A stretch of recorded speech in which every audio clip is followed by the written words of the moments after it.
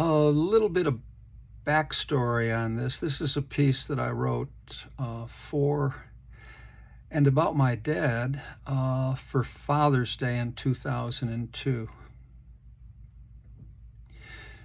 It's called Cowboys and Cool Guys. We were boys of the 50s and 60s.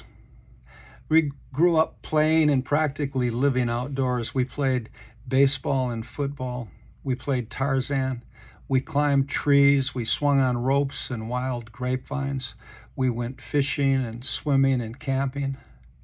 But mostly we played cowboys. We played cowboys, or we pretended we were Indians living close to nature.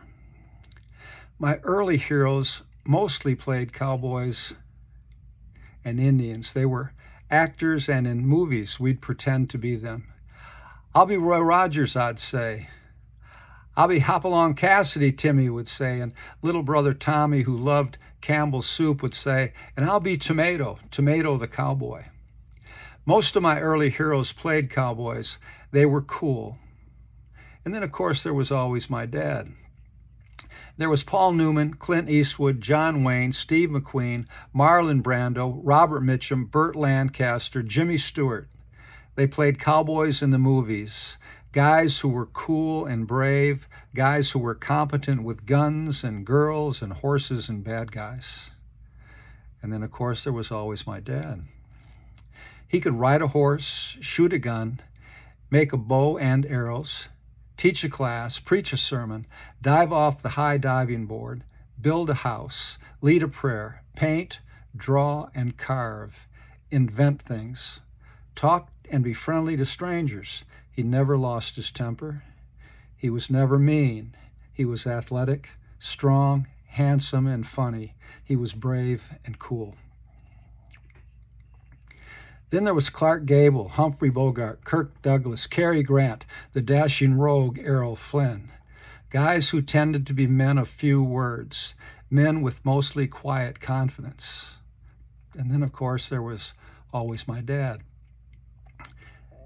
Then there was Elvis, Mick Jagger, Paul and John, Eric Clapton, Bob Dylan, James Taylor, guys who were cool and creative with lyrics and music. There was F. Lee Bailey, Truman Capote, William F. Buckley, Jack Parr, Will Rogers, Mark Twain, Dick Cavett, Johnny Carson, Joseph Campbell, David Frost, Bill Moyers. My heroes were funny, clever with words, expressive, entertaining, enlightening.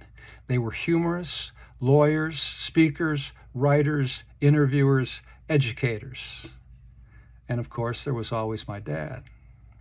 He brought us bone-handled jackknives, neat toy guns, well-detailed, authentic-looking, toys of substance and quality, BB guns and bows and arrows. He taught us how to swim, to paddle a canoe, row a boat, start and steer and operate a 3-horsepower Johnson Seahorse motor before we were old enough for kindergarten. He let us steer the car while we were still small enough to sit on his lap.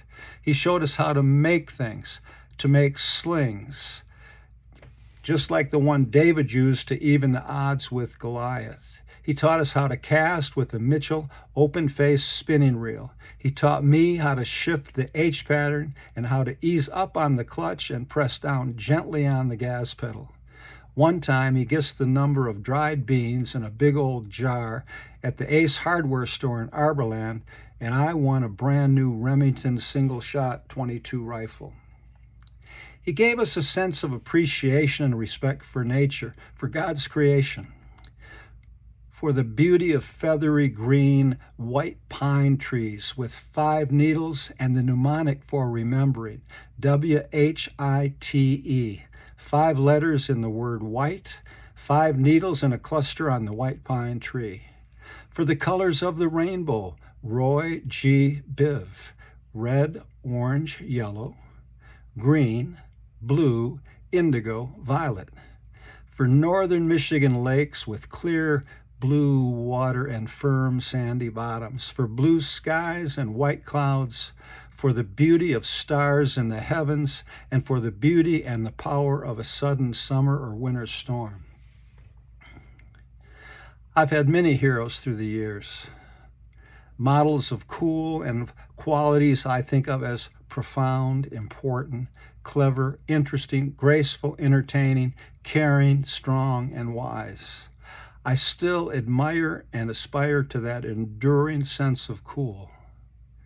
And of course, for that, there's always my dad.